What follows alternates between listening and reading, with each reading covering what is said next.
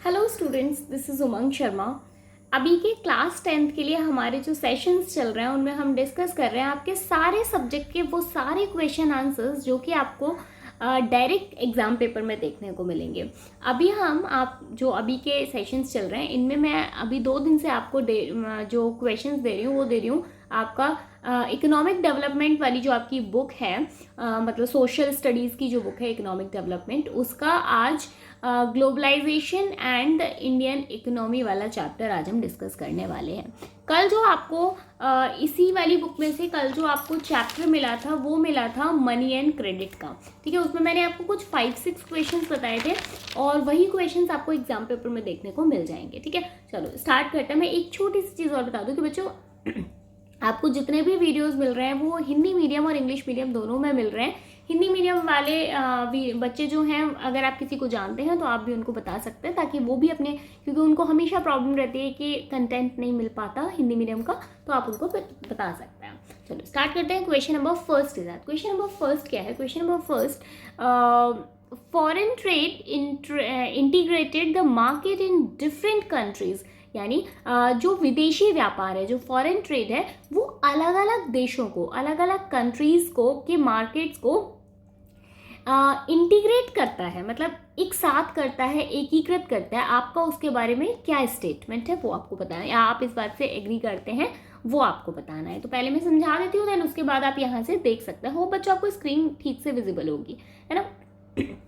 क्या है, जो प्रोड्यूसर्स होते हैं, मतलब जो मार्केट में जो चीज़ को प्रोड्यूस कर रहे हैं, ठीक है, जो प्रोड्यूसर्स होते हैं वो प्रोडक्ट को केवल एक देश में नहीं बल्कि विदेशों तक अपने माल को बेच सकते हैं। तो मार्केट उन्हें कंपटीशन में उतरने के लिए एक बहुत अच्छा प्लेटफॉर्म देता है, पहली चीज़। दूसरी चीज़ ये कि जो खरीदार हैं, जो सामान को खरीद रहे हैं, उनके पास अपने देश में जो सामान प्रोड्यूस हो रहा है वो खरीद ही सकते हैं, साथ में जो दूसरे देशों से सामान आ रहा है उसको भी खरीदने की उनके पास चॉइस हो जाती है।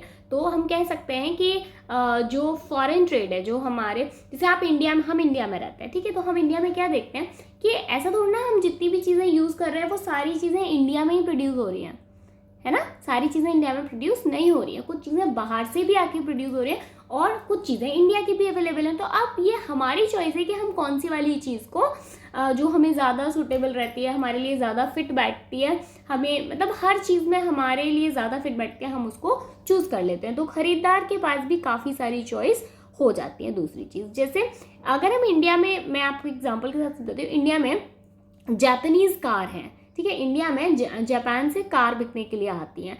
वहीं पर जापान में या अमेरिका में या और दूसरी कंट्रीज़ में जो मतलब कपड़ों के लिए जो मोस्टली रॉ मटेरियल जाता है वो कहाँ से जाता है? इंडिया से जाता है। तो ये किसका मतलब हम ऐसा कह सकते हैं कि फॉरेन ट्रेड ने डिफरेंट कंट्रीज के मार्केट को क्या किया है? इंटीग्रेट किया है। आगे एक बार पढ़ लेते हैं। Foreign trade create an opportunity for the producers to reach beyond the domestic market. Producers can sell their product not only in market local within the country but can also compete in market located in other countries of the world too. आप पूरे देश में कहीं पर भी सामान को बेच सकते हैं। आगे लिखा है Japanese car in India and India readymade garments in other countries. Japan की जो कारें हैं वो इंडिया में, इंडिया का जो रेडीमेड या रॉ मटेरियल्स है वो बाहर के देशों में बिकने के लिए जाता है। रिजल्ट क्या होता है कि connected the market in different countries, बाकी सारे मार्केट डिफरेंट कंट्रीज में को कनेक्ट कर रहे हैं। आई होप आपको ये समझ में आया होगा। आगे बढ़ते हैं नेक्स्ट क्वेश्चन की साइड। नेक्स्ट क्वेश्चन क्या है? Technology has estimated the globalisation process. जो टेक्नोलॉजी है, जो तकनीकी है, वो ग्लोबलाइजेशन को मतलब प्रेरित करती है, स्टिमुलेट करती है। आपको ये विद एग्जाम्पल बताना है। अच्छा, इसी को लिखने का एक दूसरा तरीका भी आ सकता है। मैं पहले भी बहुत बार बोलती हूँ बच्चों, क्वेश्चंस हर बार सेम आते हैं, बस फर्क क्या है कि उनको लिखने का तरीका बदल जाता है। ये क्वेश्चन आपसे ऐसे भी पूछा जा सकता है, ये क्वेश्चन आपसे ऐसे भी पूछा जा सकता है, how has information and communication technology stimulated globalisation process, explain the example. ठीक है, चलो पहले मैं आपको एक बार समझा देती हूँ, देन उसके बाद में आप यहाँ से स्क्रीनशॉट ले लीजिएगा। प्लीज़ बच्चों, मैं बार बार कहती हूँ, मुझे भी आदत पड़ गई है, मजबूर हूँ कि अगर आप नोट्स बना रहे हो तो बहुत अच्छी बात है, बहुत अच्छी बात। अगर आप नोट्स नहीं भी बना रहे हो तो एटलीस्ट वीडियो को सेव करके रख लो, जिससे कि एग्जाम टाइम में आपको काफ़ी हेल्प हो जाएगी।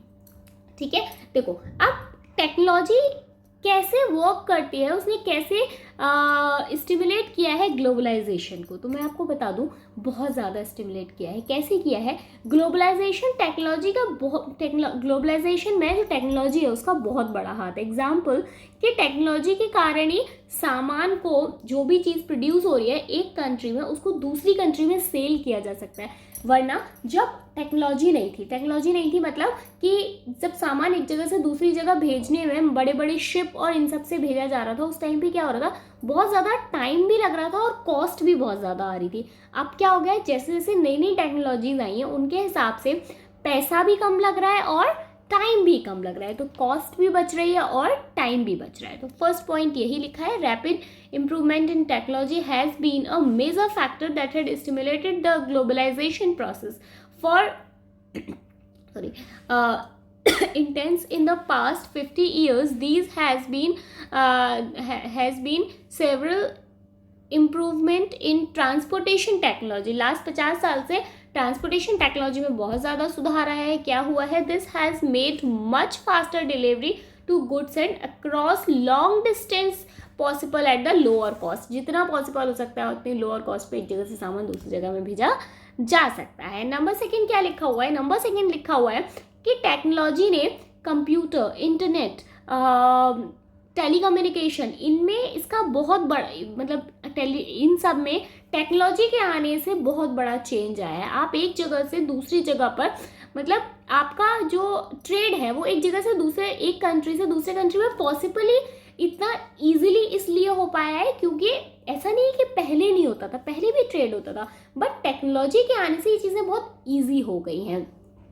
ठीक है, फ़ोन पे आज आपको बात करनी है, किसी ने आपको कोई माल लिखवाया है कि मेरे पास ये माल भेज देना। अगर आपको कोई भी प्रॉब्लम है, कोई भी डाउट है, कोई सामान आपके पास एक्स्ट्रा है जो आप चाहते हैं कि आप एक बार इसका भी सैंपल देखो, आप बहुत आसानी से दूसरी कंट्री में बात कर सकते हो। नंबर थर्ड क्या दिया हुआ है? नंबर थर्ड दिया हुआ है कंप्यूटर्स ऑलमोस्ट हर फील्ड में है। कोई सा भी फील्ड हो, चाहे वो बैंकिंग हो, चाहे वो अकाउंट का कोई फील्ड हो, चाहे वो इंश्योरेंस हो, चाहे वो और रियल एस्टेट का फील्ड हो, कोई भी फील्ड हो, वहाँ पे कंप्यूटर्स बहुत बड़ा रोल प्ले करते हैं। और कंप्यूटर जितना बड़ा रोल प्ले करते हैं उससे ज़्यादा बड़ा रोल प्ले क्या करता है? इंटरनेट रोल प्ले करता है टेक्नोलॉजी में। आप इंटरनेट के थ्रू कोई भी इंफॉर्मेशन, जो भी आपके दिमाग में कुछ भी आ रहा है, आज आप मेरे वीडियोज़ क्यों देख पा रहे हैं? बिकॉज मैं इंटरनेट के थ्रू मैं वीडियो यूट्यूब पर पोस्ट करती हूँ, कैसे कर रही हूँ, ठीक है, वही। तो आप कोई भी इंफॉर्मेशन जान सकते हो, देख सकते हो, कहीं भी बैठकर इलेक्ट्रॉनिक मेल्स भेज सकते हो एक जगह से दूसरी जगह। तो हम ये कह सकते हैं कि जब भी ये क्वेश्चन आएगा, आप अपने मन से थोड़ा बहुत 1-2 पॉइंट्स और बना के लिख देना, और दिमाग में क्या बात रखते हुए कि टेक्नोलॉजी ने ग्लोबलाइजेशन को बहुत ज़्यादा प्रेरित किया है। ठीक है, आगे बढ़ते हैं नेक्स्ट क्वेश्चन की साइड। बच्चों, मैं कोशिश करती हूँ कि आपका बहुत ज़्यादा टाइम वेस्ट ना हो, फिर भी आपसे एक बात कहना चाहूँगी कि मतलब मैं जल्दी जल्दी क्वेश्चंस करवाती हूँ, वो इसलिए ताकि आपका टाइम ज़्यादा वेस्ट ना हो, क्योंकि अब बहुत ज़्यादा टाइम नहीं है। बट फिर भी अगर आपने अभी तक चैनल को सब्सक्राइब नहीं किया है तो आप चैनल को सब्सक्राइब कर लीजिए प्लीज़, क्योंकि मेरा वीडियो डालने का फ़ायदा ही तब है जब आपके पास वीडियो पहुंचे, और वीडियो तभी पहुंचेगा जब आप सब्सक्राइब के बटन को प्रेस करके नीचे बेल आइकन का बटन है उसको प्रेस करेंगे। ठीक है, तो अभी मुझे पता चलेगा कि आपको वीडियोस पसंद आ रही हैं, क्योंकि बच्चों सेम वीडियो को हिंदी मीडियम के कंटेंट में भी बना रही हूँ, इंग्लिश मीडियम में भी, तो बहुत ज़्यादा मेहनत लगती है ना। तो वही हमारा मोटिवेशन है कि अगर आप सब्सक्राइब कर लेते हैं तो हमें पता चलता है ओके आपको हमारा काम पसंद आ रहा है। चलिए आगे बढ़ते हैं। What is the meaning of WTO? Very important. मैं फिर बता रही हूँ कि मैं गलती से बोल देती हूँ वेरी इंपॉर्टेंट, बल्कि 5-6 क्वेश्चन ही तो करवाती हूँ, तो सारे ही काफ़ी इंपॉर्टेंट है, कोई छोड़कर मत जाना। आपको बताना है कि WTO क्या होता है और इसका मेन एम क्या है, इसका मेन उद्देश्य क्या है। तो अगर मैं आपको पहले थोड़ा सा समझाऊं तो WTO क्या होता है बच्चों, वर्ल्ड ट्रेड ऑर्गेनाइजेशन इसकी फुल फॉर्म होती है। इसका जो मेन एम होता है ना, वो इंटरनेशनल ट्रेड को, यानी दूसरे देशों के साथ जो हमारा व्यापार होता है उसको लिबरलाइज करना होता है। मतलब सारी चीज़ें अच्छे से चलती रहे, कोई किसी के साथ फ्रॉड ना करे, किसी को किसी तरीके की प्रॉब्लम्स नहीं आनी चाहिए, सारी चीज़ें बहुत फेयरली हो, बहुत ट्रांसपेरेंसी हो। ये सब कौन देखता है? WTO देखता है। होप आपको इसका मतलब क्लियर होगा, ठीक है। तो ये सारे काम WTO करता है। उसके बाद में बहुत सारे गवर्नमेंट बहुत सारे रूल्स एंड रेगुलेशंस चलाती है। उन रूल्स एंड रेगुलेशंस को फॉलो करवाना जो ट्रेडर्स हैं वो किसका काम है? WTO का काम है।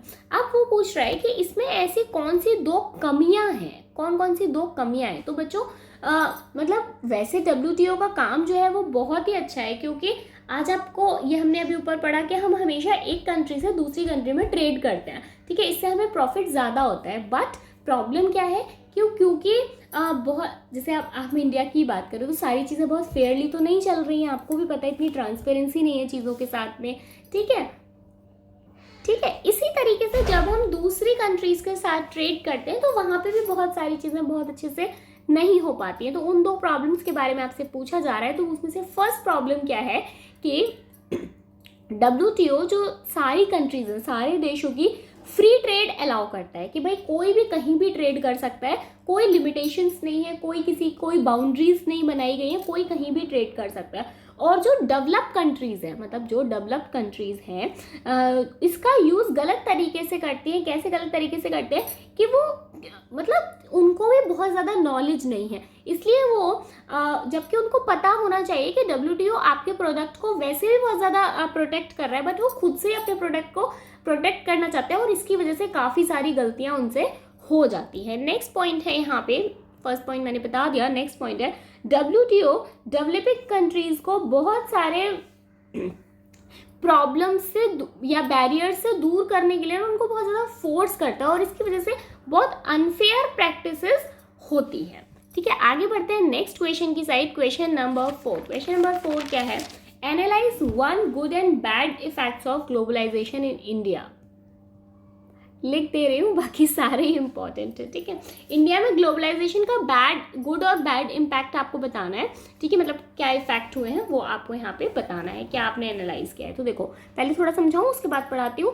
अगर हम MNCs की बात करें, जो कि मल्टीनेशनल कंपनीज होती हैं, ने इंडिया में इन्वेस्ट करना, आपको पता है कि आप इंडिया में बहुत सारी MNCs हैं, बहुत सारी, जैसे अब दिल्ली NCR में, बेंगलोर में, मुंबई में और भी बहुत सारी कंट्रीज़ में, ठीक है, मतलब बहुत सारी सिटीज़ में।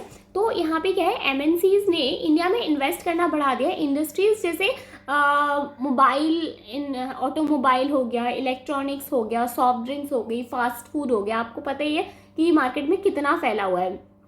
ये सारे सामान, मतलब ये सारा मटेरियल जो कि आया और इन्होंने इंडस्ट्रीज़ में नए जॉब भी सामने आए। नए जॉब कैसे सामने आए? जब भी कोई इंडस्ट्रीज़ आती हैं तो आपको पता है कि उससे लोगों को क्या होता है, एम्प्लॉयमेंट मिलता है, लोगों को बहुत सारे जॉब्स मिलते हैं। रॉ मटेरियल्स के लिए भी ये एक बहुत अच्छा लोग जो लोग रॉ मटेरियल्स परचेज करना चाहते हैं या सेल करना चाहते हैं, उसके लिए भी एक बहुत बड़ा मार्केट बन गया कि हाँ ठीक है, मतलब कोई दिक्कत नहीं है, रॉ मटेरियल आपको जितना भी चाहिए वो आप ले सकते हो, ठीक है। क्या है once good effect on globalization of India, MNCs have increased their investment in India. MNCs ने इंडिया में इन्वेस्ट करना स्टार्ट किया। Industries such as call phone, automobile, electronic, soft drink, fast food service such as banking, urban areas have come up, ठीक है। In these industries and services, new jobs have been created. नए jobs आए। आपको पता ही है, पता होना चाहिए कि जब भी कोई भी इंडस्ट्री आ रही है, कोई भी काम हो रहा है तो नए जॉब्स तो आएंगे ही आएंगे, ठीक है। These industries have प्रॉस्पर, ठीक है। ये मतलब आप बहुत ही ज़्यादा समृद्ध इंडस्ट्रीज़ थी कि कोई दिक्कत वाली चीज़ नहीं है, अपने आप में काफ़ी सफिशिएंट थी। और अगर हम इनकी एक बैड इफेक्ट की बात करें जो कि ग्लोबलाइजेशन की वजह से इंडिया में आया, तो वो ये था कि क्योंकि इंडस्ट्रीज़ आ गई बहुत बड़ी बड़ी, तो जो छोटे प्रोड्यूसर्स थे, जो छोटे दुकानदार थे, उनको इससे बहुत नुकसान हुआ। इनफैक्ट नुकसान क्या हुआ, पूरे तरीके से उनको अपना मतलब अपना व्यापार पूरे तरीके से ख़त्म करना पड़ा। इससे बहुत ज़्यादा लोग क्या हो गए, अनएम्प्लॉयड हो गए, ठीक है, उनको जॉब नहीं मिल रही थी क्योंकि उनका बिजनेस ख़त्म हो चुका था। तो ये small producers and workers globalisation has posed a great problem, जैसे बैटरीज अगर हम बात करें या प्लास्टिक्स, टॉय, क्योंकि अब इतने बड़े लेवल पे मशीन से सामान बनकर आ रहा है, तो छोटे दुकानदारों के पास जो चीज़ें होती हैं वो बहुत लिमिटेड होती हैं, ठीक है। उसके पास अगर हम टॉयज़ की बात करें तो मुश्किल से मुश्किल 50 टॉयज़ होंगे, बट वहीं पर अगर किसी को आपको 500 टॉयज़ देखने को मिल रहे हैं और आपको उनमें चूज़ करने का मौका मिल रहा है, तो ऑब्वियसली आप उस शॉप पे जाओगे जहाँ पे आपको 500 टॉयज़ देखने को मिल रहे हैं। तो छोटे व्यापारी बिल्कुल ख़त्म हो चुके थे, ठीक है। चलो आगे बढ़ते हैं नेक्स्ट क्वेश्चन की side. Question number 5, what role can the government play in, पहले मैं लिख देती हूँ, order to ensure fair globalisation. ये क्वेश्चन भी आपसे दो तरीके से पूछा जा सकता है। दूसरा तरीका क्या है, explain how globalisation can be made more fair. Globalisation को, फेयर ग्लोबलाइजेशन के लिए गवर्नमेंट क्या कर सकती है, मतलब गवर्नमेंट ने क्या भूमिका, मतलब गवर्नमेंट क्या रोल प्ले कर सकती है, ठीक है। या दूसरा तरीका आपसे पूछा जा सकता है कि फेयर ग्लोबलाइजेशन कैसे बनाया जाए। तो देखो पहले थोड़ा समझा दूँ, उसके बाद पढ़ लेते हैं। पहले तो ग्लोबलाइजेशन में मोस्टली क्या होता है कि वही लोग इसका फ़ायदा उठा पाते हैं जो कि पहले से एजुकेटेड है, रिच है, पावरफुल है। तो ये इसकी जगह पर क्या होना चाहिए, सबके लिए बहुत सबके लिए इक्वल होना चाहिए। अभी क्या होता है, जैसे पावरफुल लोग को ही नहीं बल्कि सबको इसकी पॉलिसीज़ के बारे में पता होना चाहिए, सबको इजीली लोन मिल जाने चाहिए ताकि वो अपनी इंडस्ट्रीज़ को बना सकें। उसके बाद में पॉइंट, चलो पहला वाला पॉइंट पढ़ लेते हैं। It can make policies to protect the interested not only for the rich and powerful but all the people in the country. सबके लिए मतलब सेम होना चाहिए, ऐसा नहीं कि केवल रिच और पावरफुल लोग ही इसका मतलब प्रोटेक्ट हो पा रहे हैं, बाकी सब भी इससे प्रोटेक्ट होने चाहिए। नेक्स्ट है, the government can ensure that the labour laws are properly implemented and the worker get their rights. Yes, important है, मतलब काफ़ी सही चीज़ है जो कि आजकल बहुत ज़्यादा हो रही है कि गवर्नमेंट ऐसे रूल्स बनाए, ऐसे लॉज बनाए जिससे वर्कर्स जो हैं, मतलब जो मजदूर लोग हैं, उनके जो राइट्स हैं वो भी उनको अच्छे से मिल पाएँ, ठीक है। आगे बढ़ते हैं नेक्स्ट पे। It can support small producers to improve their performance. ये स्मॉल जो प्रोड्यूसर्स हैं, छोटे प्रोड्यूसर्स हैं, उनको भी सपोर्ट किया जाना चाहिए जब तक कि वो कंपटीशन में स्ट्रॉन्ग ना हो जाए, तब तक उनको भी, जैसे अगर आपने किसी स्मॉल प्रोड्यूसर को सपोर्ट किया, काफ़ी ज़्यादा इम्प्रूव किया उसकी परफॉर्मेंस में, तो जब वो इम्प्रूव हो जाएगा तो क्या होगा, जो भी आपने उसको सपोर्ट दिया वो आपको उसका रिटर्न बैक कर देगा। आगे बढ़ते हैं नेक्स्ट पे। नेक्स्ट क्या दिया हुआ है, if necessary the government can use trade and investment barriers. अगर ज़रूरी हो तो सरकार क्या कर सकती है कि ट्रेड और इन्वेस्टमेंट के बैरियर्स लगा सकती है, क्योंकि जो बड़े लोग होते हैं वो तो ट्रेड बढ़ाते जाते हैं, बड़े लोग से मतलब बड़े प्रोड्यूसर्स की बात कर रही हूँ मैं, इन्वेस्टमेंट करते जाते हैं और उनको वो इन्वेस्टमेंट लगाने के लिए पैसा भी मिल जाता है। बट छोटे के साथ ऐसा नहीं होता क्योंकि उनके पास उतना पैसा है ही नहीं, तो वो क्या बोल रहे हैं कि अगर ज़रूरत हो तो गवर्नमेंट इस बैरियर को भी लगा सकती है। आगे नेक्स्ट है, ये फेयर रूल्स के लिए WTO से बात कर सकते हैं। मतलब फेयर रूल्स के लिए ग्लोबलाइजेशन और WTO एक हो सकता है, और सभी जो भी जैसे जो WTO है वो तो पूरे वर्ल्ड लेवल पे काम कर रहा है। ग्लोबलाइजेशन इंडिया की अभी हम बात कर रहे हैं, तो क्या है, देश का और पूरे विश्व का जब मिलके ट्रेड जो ऑर्गेनाइजेशन से वापस में बात करेंगी, तो जो उनके साथ सिमिलर प्रॉब्लम्स हो रही हैं, आप समझ रहे हैं, इंडिया में भी बहुत सारी कुछ ऐसी प्रॉब्लम्स हो रही हैं जो पूरा वर्ल्ड फेस कर रहा है, तो सब लोग मिलकर इनका सामना कर सकते हैं। होप आपको मैंने केवल 5 क्वेश्चंस बताए हैं, 5 क्वेश्चंस तो आपको करने ही पड़ेंगे बच्चा, ठीक है। 5 क्वेश्चंस आप इनको अच्छे से पढ़ के जाना, और अगर आपको इनमें कोई भी प्रॉब्लम है तो आप मुझे कमेंट करके बता सकते हो, मैं आपके साथ डिस्कस कर लूँगी, ठीक है। चलो bye, thank you so much. Channel को सब्सक्राइब करना बिल्कुल भी मत भूलो, ठीक है, तभी नोटिफिकेशंस मिलेंगे, आपको पता चलेगा हाँ दीदी ने नया वीडियो डाल दिया और आपको वो मिल जाएगा, ठीक है, चलो हिंदी मीडियम वाले बच्चों का वीडियो आपको थोड़ी बहुत देर में मिल जाएगा। मिलेंगे नेक्स्ट वीडियो में, तब तक के लिए bye bye, thank you so much and all the best बच्चा।